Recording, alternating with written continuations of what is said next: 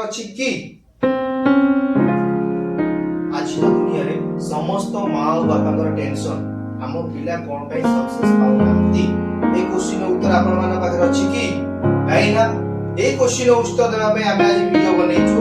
এই ଭିডিଓଟି ସ୍କିପ୍ ନ କରି ଫୁଲ ଦେଖନ୍ତୁ। ଯଦି এই ଭିডিଓଟାକୁ ଲାଇକ୍ ଓ ସବସ୍କ୍ରାଇବ କରିନାହାନ୍ତି ତ ପ୍ରଥମେ ଲାଇକ୍ ଓ ସବସ୍କ୍ରାଇବ ଓ ସେୟାର କରି ପ୍ରଥମେ ଆମେ ଆପଣଙ୍କୁ ବୁଝାଇବାକୁ ଚେଷ୍ଟା କରୁଛୁ ପ୍ରାକ୍ଟିକାଲି ପୁରା।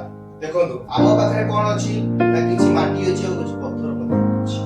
ଆମେ କଣ କରିବା ନା କିଛି ମଞ୍ଜି ଏବଂ ଗଛର ମଞ୍ଜି ମଧ୍ୟ କିଛି ଆମେ କଣ କରିବା ମାଟି ଉପରେ ପକେଇବା ଆଉ କିଛି ଆମେ ପାଣି ଦେବା।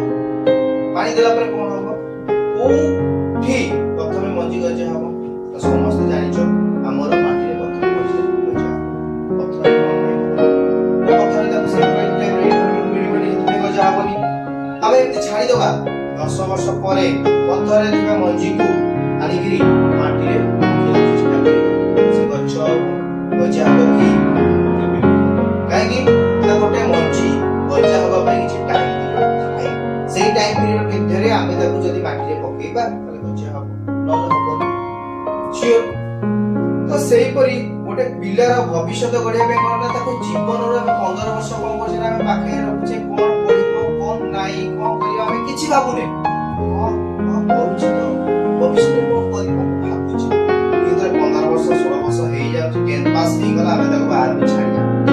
ଭାଇ ତୁ ଯା ମତେ ରକ୍ଷା କର ତ ମାସକୁ ଆମେ ବର୍ଷକୁ ଆମେ 2-4 ଲକ୍ଷ ଖର୍ଚ୍ଚ କରି ତୁ ଗୋଟେ କଣ ଆଇଏସ୍ ଓଏସ୍ ଯାହା ବନିବାର ଅଛି ବନିଯା। ଆମେ ପ୍ରଥମରୁ ତାକୁ 10-15 ବର୍ଷ ଆମେ ତା ଫଣ୍ଡାମେଣ୍ଟାଲ ଠିକ ନାହିଁ ତାକୁ ଆମେ ଠିକ ବାଟରେ ନେଇନେ ତ ଆଗକୁ କେମିତି ନବ ଜମା ହବନି। ଆମେ ପ୍ରଥମେ ଗୋଟେ ପିଲାର ଧ୍ୟାନ ଦେବା କଣ ନା ପ୍ରଥମରୁ ସେ ପ୍ରଥମରୁ କୋଉ ଟାଇପର ଏନଭାୟରନମେଣ୍ଟରେ ଗ୍ରୋ କରୁଛି କୋଉ ଟାଇପର ଏନଭାୟରନମେଣ୍ଟ ବା କୋଉ ଟାଇପର ସମାଜ ସହିତ ସେ ସମ୍ପର୍କରେ ଆସୁଛି। ଯୋଉ ଟାଇପର ସମାଜ ସହିତ ସେ ପ୍ରଥମରୁ ସମ୍ପର୍କରେ ଆସିବ ସେଇ ଟାଇପର ଭବିଷ୍ୟତରେ କରିବ। ଆମେ ଏକ୍ସାମ୍ପଲ ଦେଖିଲେ ପ୍ରଥମେ ମଞ୍ଜିଟି ମାଟି ଉପରେ ପଡ଼ିଥିଲା ପ୍ରଥମେ ଗ୍ରୋ କଲା ଫଳ ଶୀଘ୍ର ଦେଲା ପଥରରେ ପଡ଼ିଛି ଯଦି ବାଇଚାନ୍ସ ହେଇଗଲା କେବେ ଫଳ ହିଁ ଦବ ନାହିଁ କାରଣ ତାକୁ ସେଇପରି ତାକୁ ମିଳିବନି କିଛି। ସେଇପରି ଗୋଟେ ପିଲାର ଛୋଟରୁ ବଡ଼ ହେବା ପାଇଁ ତାକୁ କୋଉ ଟାଇପର ସମାଜ ମିଳିଛି ବା ତାକୁ କୋଉ ଟାଇପର ସଙ୍ଗତ ମିଳିଛି ସେଇଟା ମୁଖ୍ୟତଃ ଆବଶ୍ୟକ। ଆମେ ପ୍ରଥମରୁ ତାକୁ ଛୋଟ ବେଳୁ ଟିକେ ବଡ଼ କରି ଯେ ଦଶମ ପଢିଆ ଯାଏ ସଙ୍ଗତ ଭଲ ନାହିଁ ତାର ଏନଭାୟରନମେଣ୍ଟ ଭଲ ନାହିଁ କିଛି ଭଲ ନାହିଁ କିନ୍ତୁ ଆମେ ଭବିଷ୍ୟତରେ କଣ ଭାବୁଛେ ସେ ଗୋଟେ ଆଇଏସ୍ ହବ ଓଏସ୍ ହବ କେମିତି ହବ ଯୋଉ ପିଲାଟି ଛୋଟ ବେଳୁ ଭଲ ସଙ୍ଗତ ସାଙ୍ଗରେ ଅଛି ସମସ୍ତଙ୍କର ମାଇଣ୍ଡ ସେଟ୍ ଅଧିକ ଅଛି ତାଙ୍କ ସାଙ୍ଗରେ ମିଶିକିରି ଆସିଛି ତ ସିଏ କଣ କରିବ ନା ଉଚ୍ଚ ଭାଷା ଉଚ୍ଚ କଥା କହିବ ଉଚ୍ଚ ଜିନିଷ କିଛି ଜାଣିଥିବ ତ ସିଏ ହିଁ ନିଶ୍ଚିତ ଭାବରେ ଆଗକୁ ଯିବ। ଆମେ ଭାବିବା ନାଇଁ 15 ବର୍ଷ ପରେ ତାକୁ ବାହାରକୁ ଛାଡୁଛେ ସେ କିଛି ଶିଖିଯିବ ହେଇଯିବ ନାଇଁ ତ ପ୍ରଥମ 10-15 ବର୍ଷ କାମ ହିଁ କିଛି କରିନି ତ ଗୋଟେ ବର୍ଷ କାମ 2 ବର୍ଷ କାମ କରିଦେଲେ କଣ ସେ ଟପର ହେଇଯିବ ନା ଗୋଟେ ଆଇଏସ୍ ଓଏସ୍ ହେଇଯିବ ନା ଗୋଟେ ବଡ ଇଞ୍ଜିନିୟର କିଛି ହେଇପାରିବ ନାହିଁ। ସେଥିପାଇଁ କଣ କରାଯାଏ ନା ଗୋଟେ ପିଲାର ଛୋଟ ବେଳୁ କୋଉ ଟାଇପର ସମ୍ପର୍କରେ ଆସୁଛି କୋଉ ଟାଇପର ଇନଫର୍ମେସନ ପ୍ରଥମେ ଧ୍ୟାନ ଦେବାକୁ ପଡିବ ତାକୁ ଭଲ ସଙ୍ଗତରେ ଆଣିବାକୁ ପଡିବ। ଛୋଟ ବେଳୁ ତାକୁ ଭଲ ସଙ୍ଗତରେ ଯଦି ଆଣିଥବା ତାହେଲେ ଆମେ ଭଲ ଆଶା କରିବା। ଛୋଟ ବେଳୁ ଭଲ ସଙ୍ଗତରେ ଆଣିଲେ ଭବିଷ୍ୟତରେ କେମିତି ଆଶା କରିବା ସେଇଟା ହିଁ ଆଜିର ଦୁନିଆରେ ସମସ୍ତଙ୍କର ହିଁ ପ୍ରୋବ୍ଲେମ।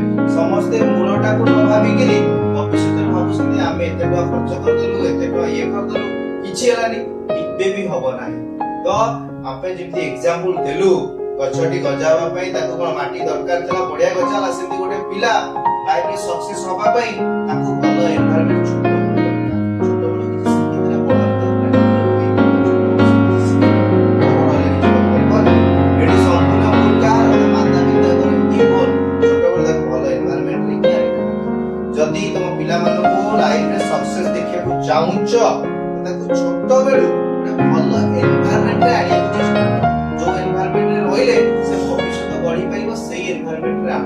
ଖାଲି ଏନଭାୟରନମେଣ୍ଟ କଣ ନା ସେ ଖାଲି ତମେ ତ ଘରେ ରଖିଲେ ହବନି ସେ ସମସ୍ତଙ୍କ ସହିତ ମିଶିବା ଦରକାର। ଯାହା ସହିତ ମିଶୁଛି ଯେ କଣ ଶିଖୁଛି କଣ ଶୁଣୁଛି କଣ ଡିସିସନ ନଉଛି ସେଇଟା ତା ଉପରେ ମଧ୍ୟ ଡିପେଣ୍ଡ କରୁଛି।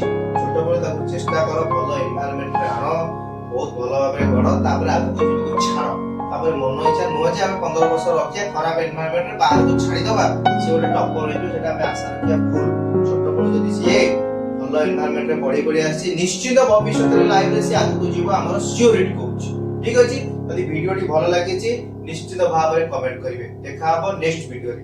Thank you.